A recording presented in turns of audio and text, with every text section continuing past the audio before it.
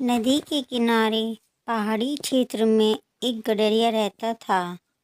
उसके पास बहुत सी बकरियां थीं और उन्हीं में से एक बकरी भी थी जो बहुत होशियार थी।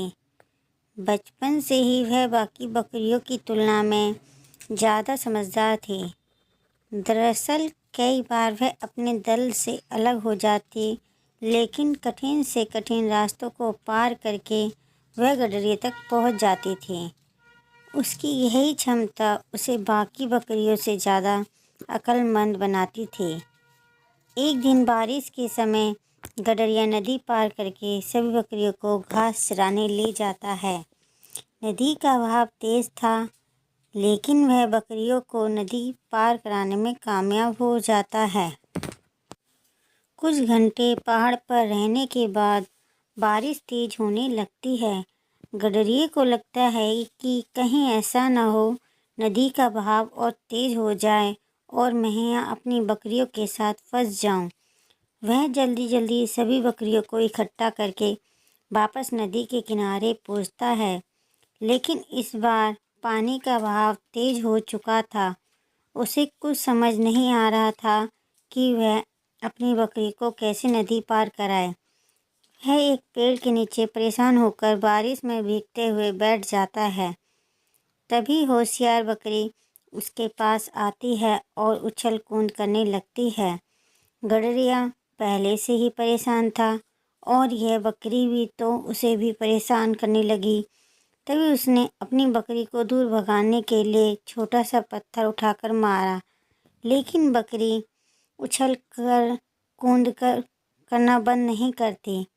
गडरिया इस बकरी समझदारी के बारे में पहले से जानता था, इसलिए उसे लगता है कि बकरी कुछ कहना चाहती है। वह बकरी को प्यार से पुचकारते हुए बुलाता है। अचानक बकरी वहाँ से थोड़ा दूर जाने लगती है।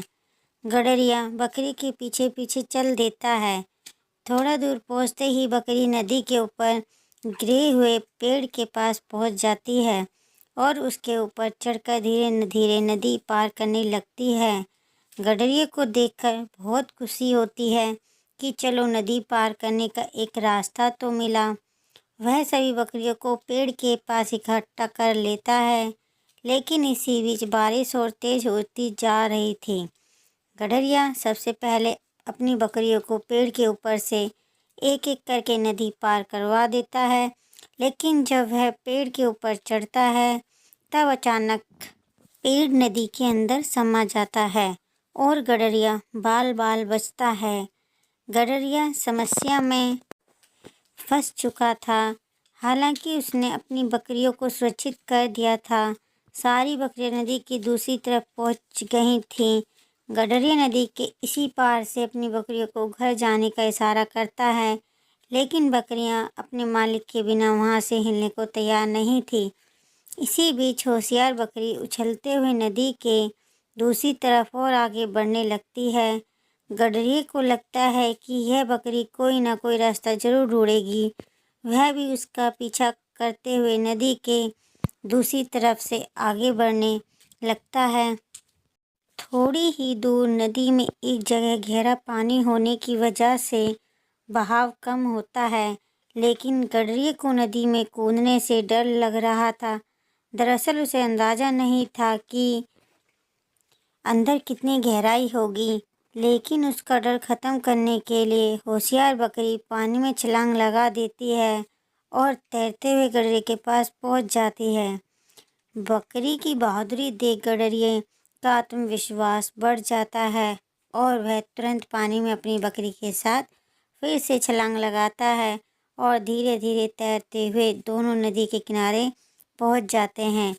होशियार बकरी ने अपने मालिक की जान बचाने के लिए अपनी जान की भी परवाह नहीं की थी और उसका यही भावना उसे सबसे खास बनाती है।